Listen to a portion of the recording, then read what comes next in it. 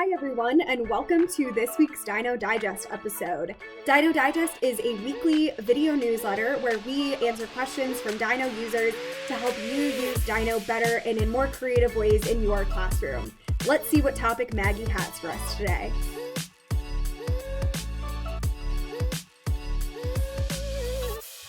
Hey Tiara, this week's question is from John O'Neill. He was wondering how to use Dyknow to utilize blended learning strategies in his classroom. He said going back to school after the transition from COVID to remote learning, that a lot of schools will be using blended learning strategies back in their actual classrooms. So how can they use Dyknow to benefit them and support them during that transition? That is a great question from John. And I think what you said, Maggie, is really applicable. Going back to the classroom, blended learning strategies are going to be used a lot more than prior to COVID. So I can't wait to answer that question from John about using Dyknow for blended learning. So let's jump into that answer.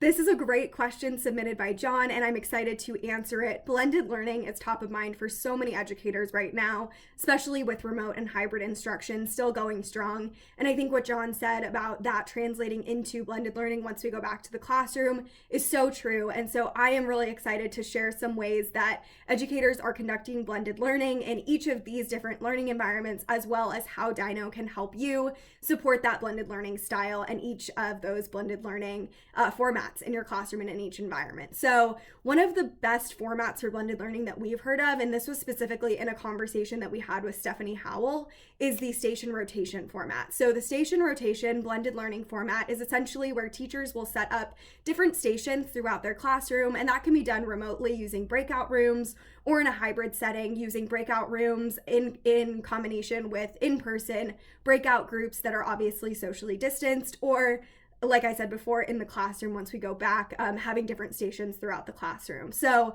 the first station is a station revolving around the 4 C's. And in this station, students will use one or more of the 4 C's: communication, collaboration, creativity, and critical thinking, to produce a piece of work based on those 4 C's and using those 4 C's. So this is a really work-based station where students are producing rather than consuming content. So it's really important during this station that students are focused on task and where they need to be. So we recommend that if you are doing a blended learning station rotation in station 1 to support kind of the production side of things, a really good way to support this with Dyknow is to create a segmented blocking plan. So segmented blocking plans allow you to set up a blocking plan for a group of students, allowing only the sites that they are going to need during that activity. So if you're doing a production-based activity using Google Docs or a research site or whatever they're going to be needing to use, create an allow only blocking plan and then put those students who are in station 1 into that blocking plan,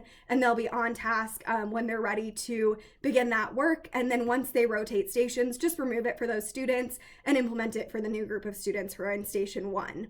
Station 2 is a teacher-led station. So this is where students will come and engage with their teacher to learn new material and to practice new material. So in this station, it's really important that teachers are able to interact effectively with the students who are at their table, so they can, know that students are where they need to be in the rest of the classroom, and then also engage and help the students at their table. So one of the ways that teachers can really enhance this work at the teacher-led station is by viewing all of their student screens in Dyknow's thumbnail view. So if you have all of your students up on your monitoring session screen and you can see all of their thumbnails, you know that your students are where they need to be, and you can confidently help students who are at your desk or in your breakout room and help them do their teacher-led work while being sure that everyone else is where they need to be. And a great way while you're doing this teacher-led work is to check understanding or send a message to students in your little breakout group to make sure that they are understanding the information correctly. And this can be done within Dyknow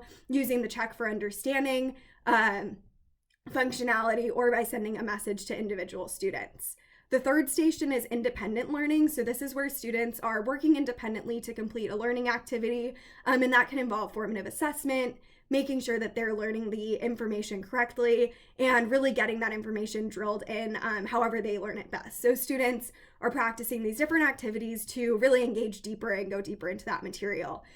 So a great way to support Station 3 with Dyknow is to use the question bank to really get students to engage with that content. And what I like to think of with this is kind of an entrance question bank and an exit question bank. So when students enter Station 3, you push them out a few questions using Dyknow's question bank, and those can be set up ahead of time. And you push those questions out to students at the beginning of that station. They do their independent work, and then at the end of that independent work, you push out either the same questions or new questions, and you can kind of gauge where they were before they got to the station and where they were after they did their independent work at the station. So it's a really great way to do a quick formative assessment and make sure students are doing that independent learning, engaging and actively learning that material at Station 3.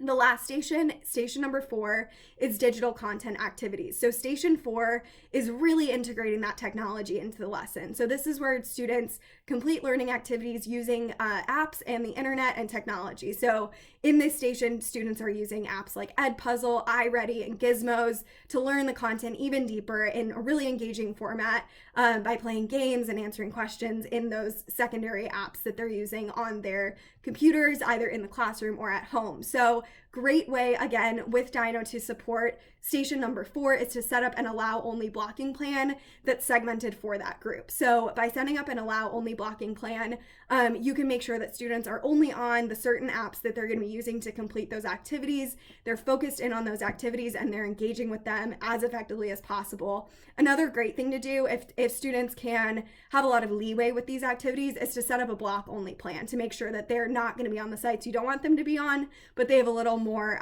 freedom with the sites that they can be on. So blocking sites like social media, gaming sites, and entertainment sites like YouTube, so that they can complete those activities in their online platforms without too much distraction. So those are some great ways that you can enhance and support your blended learning station rotation format with Dyknow. I hope that is some useful tips for you. And John, I hope we answered your question.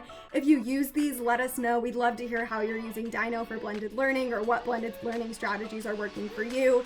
And we can't wait for next week's episode. As always, don't forget to submit your questions at the bottom of this video in the comments so we can get your questions answered. And we look forward to seeing you all next week.